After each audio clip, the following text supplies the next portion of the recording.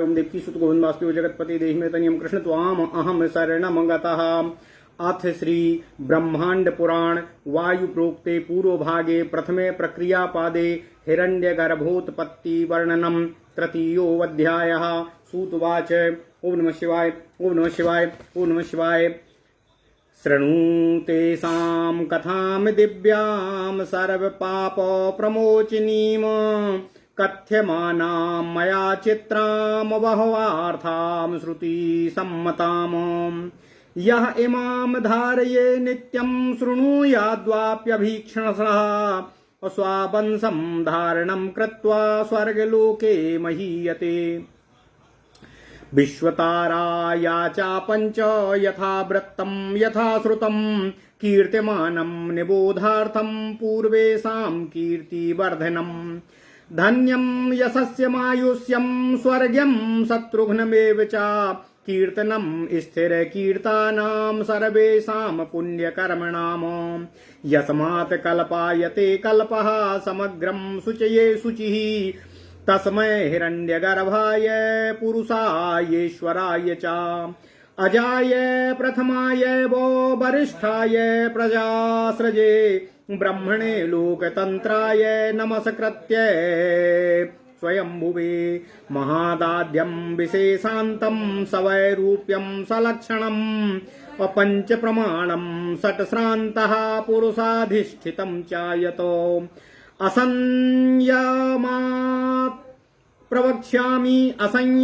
प्रवक्ष्यामि भूतसर्गमनुत्तमम् अव्यक्तं कारणं यत्य नित्यं सदसदात्मकम्। प्रधानं प्रकृतिं चैव यमाहुस्तत्त्वचिन्तकाः गन्धरूपा रसैरहीनं शब्दस्पर्शविवर्जितम्।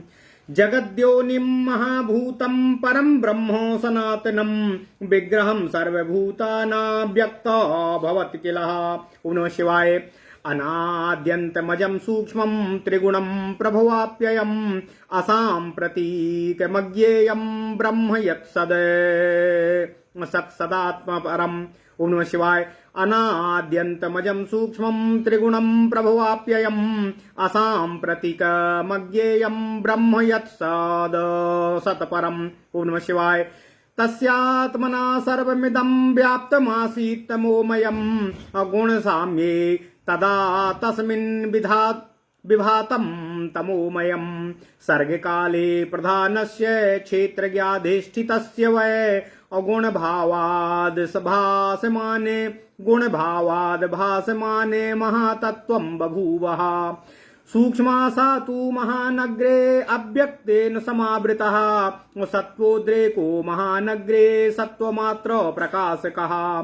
सत्त्वान् महांस विज्ञेय एकस्तत्त्वकारणस्य स्मृतः लिङ्गमात्रं समुत्पन्नं क्षेत्रज्ञाधिष्ठितं महतो संकल्पोऽध्यवसायश्च तस्य वृत्तिद्वयं स्मृतं महासृष्टिं च कुरुते वीतमानः शिश्रक्षया। धर्मादीनि च भूतानि लोकतत्त्वार्थहेतवः मनो महात्मनि ब्रह्म दुर्बुद्धि ख्यातिरीश्वरात् प्रज्ञासन्धिश्च सर्वस्वं संख्यायतनरश्मिभिः मनुते सर्वभूतानां तस्मात् चेष्टफलो विभुः। भोक्ता त्राता विभक्तात्मा वर्तनं मन उच्यते मन उच्यते तत्त्वानां संग्रहे यस्मान् महाश्च परिमाणतः। शेषेभ्यो गुणतत्त्वेभ्यो महानिव तनुः स्मृतः विभक्तिमानं मनुते विभागं मन्यते पिवा। ओम नमः शिवाय ओम नमः शिवाय। ओम नमो भगवते वासुदेवाय। ओम देवकी सुत गोविंद वासुदेव जगतपते देहि में तनियम कृष्ण त्वाम अहम शरणं गतः। पुरुषो भोग संबंधात् तेन चासौ सती स्मृतः बृहत्वादो ब्रह्मणत्वाच्च भवानामखिलाश्रयात्। यस्माद् ब्रह्मयत् भगवानो ब्रह्मा तेन निरुच्यते आपूरयति सस्माच्च सर्वान् देहान् अनुग्रहः। बुध्यते पुरुषाश्चत्र सर्वान् भावान् पृथक् पृथक् तस्मिस्तु कार्यकरणं संसिद्धं ब्रह्मणः पुरः। प्राकृतम देवी भरतम माम क्षेत्रज्ञो ब्रह्म संमितः सा वै शरीरी प्रथमः पुरः पुरुष उच्यते आदिकर्ता सा भूतानां ब्रह्माग्रे समवर्तिनाम। ओम नमः शिवाय।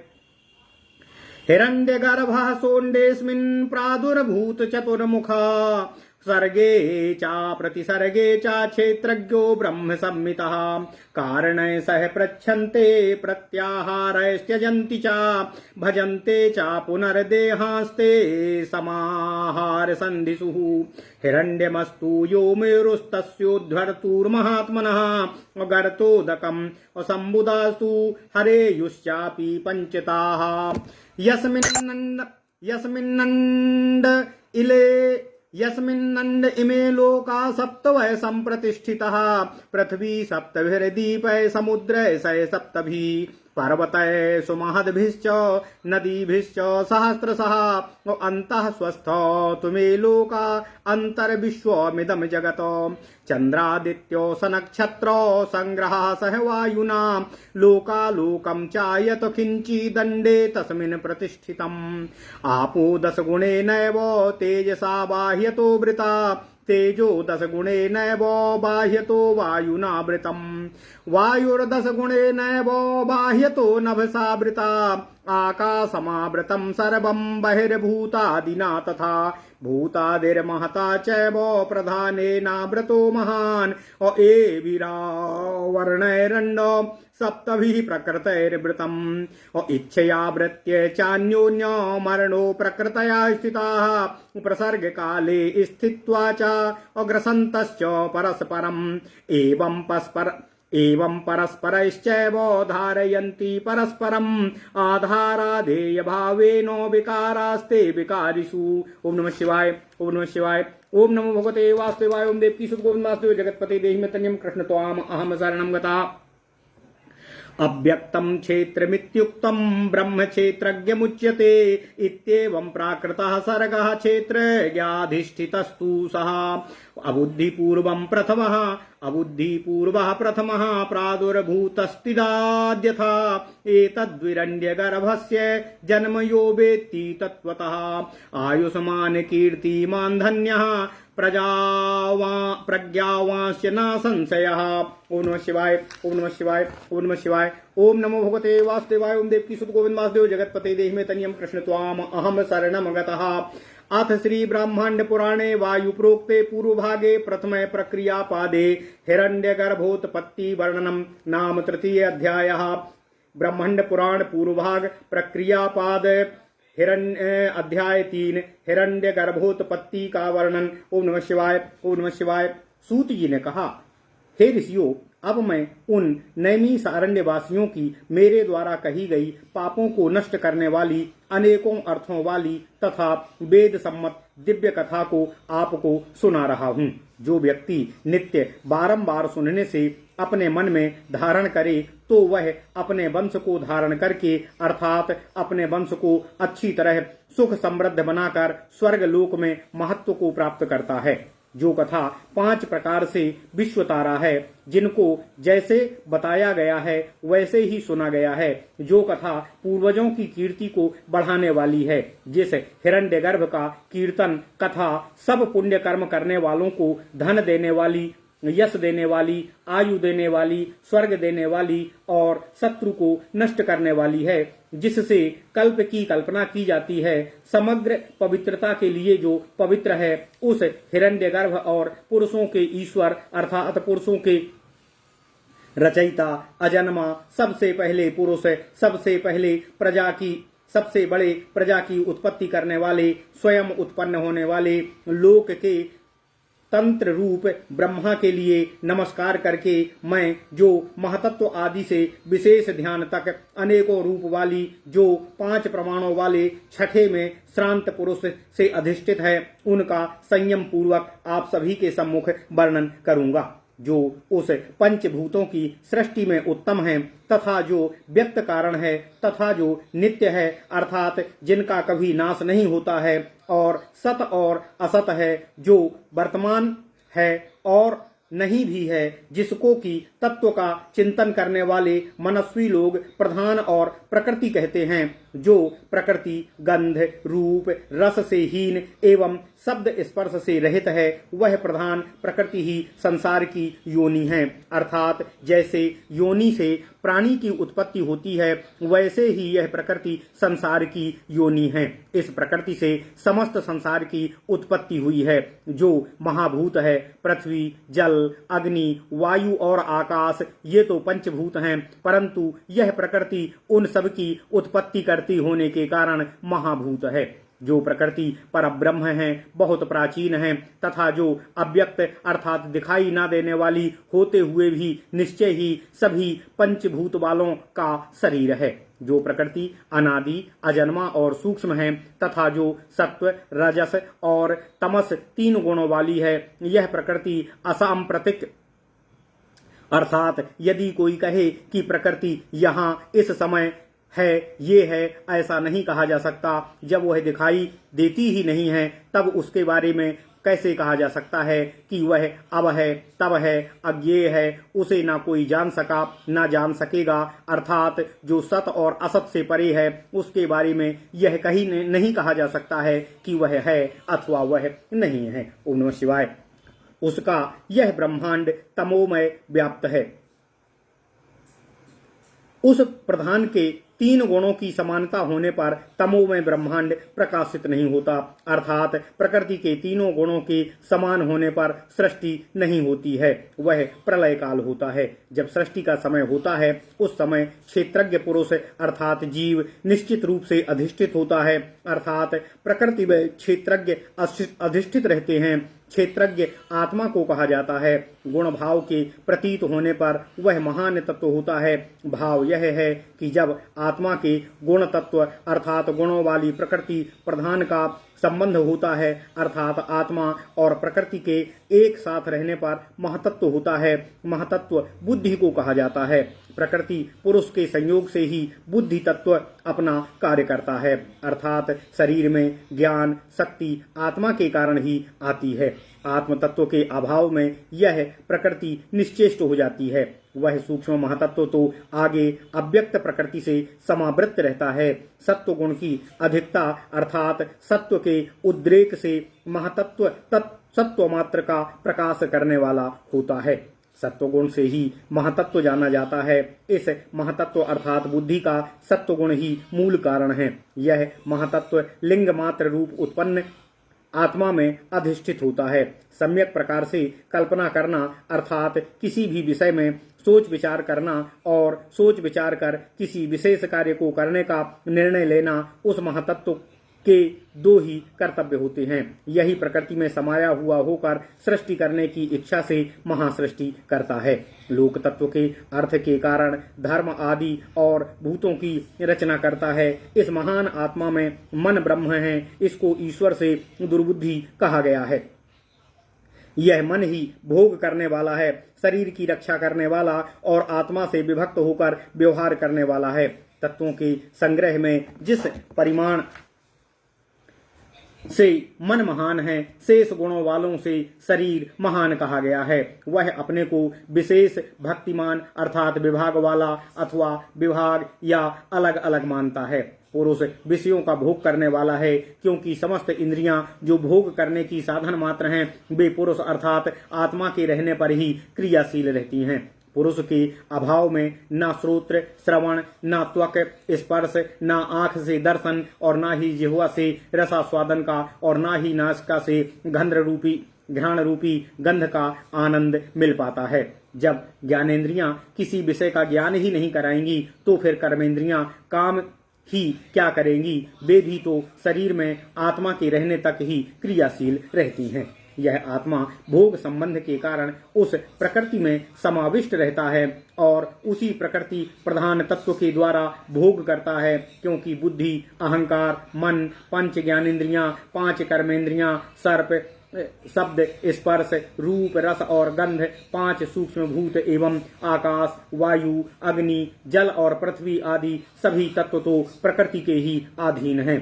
अतः प्रकृति के बिना संबंध स्थापित किए हुए यह पुरुष विषयों का भोग नहीं कर सकता है। यह पुरुष उस प्रकृति में समाया हुआ रहकर उसी के द्वारा भोग करता है। अतः पाप पुण्य का फल भी उसी प्रकृति के द्वारा उसमें स्थित रहकर उसे ही भोगना पड़ता है। इस अखिल पुरुष से ही भावों की वृद्धि होती है।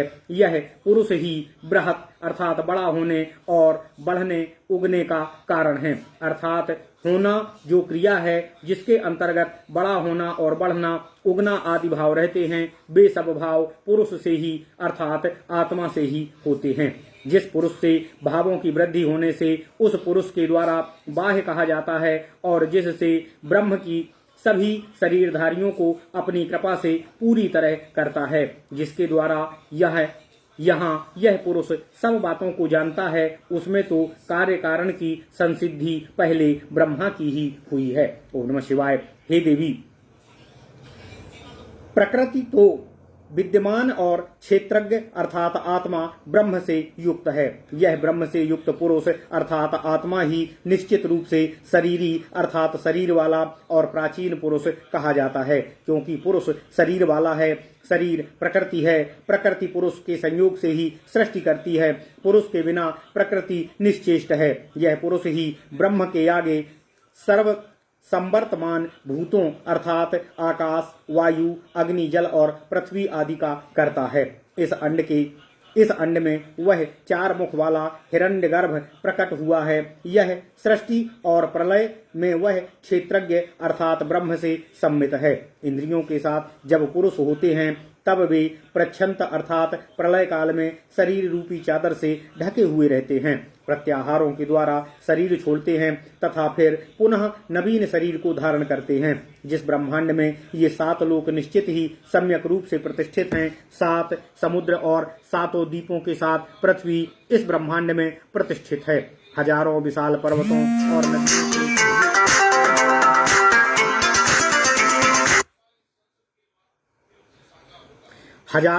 पर्वतों और नदियों से युक्त यह ब्रह्मांड है। इस अंड के अंतर्गत ये लोक स्थित हैं। इसके अंदर ही यह समस्त विश्व है। चंद्रमा और सूर्य सन नक्षत्र वायु के साथ एकत्र होकर स्थित हैं तथा लोक और आलोक जो कुछ भी है वह अंड में प्रतिष्ठित है।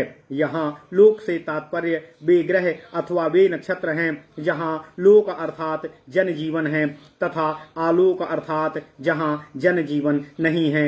ऐसे सभी ग्रह नक्षत्र इस ब्रह्मांड में स्थित हैं। यह ब्रह्मांड जल के 10 गुने अग्नि द्वारा बाहर से आवृत है और तेज अग्नि के 10 गुने वायु द्वारा बाहर से आवृत है। वायु के 10 गुने आकाश के द्वारा बाहर से आवृत है और समस्त आकाश सब भूत आदि 5 महाभूत एवं 5 सूक्ष्म भूतों से बाहर से घिरा हुआ है और वे भूत आदि महातत्व से घिरे हुए हैं और महातत्व प्रधान तत्व प्रकृति से आवृत है और इन प्रकृति से के 7 आवरणों से यह अंड आवृत है।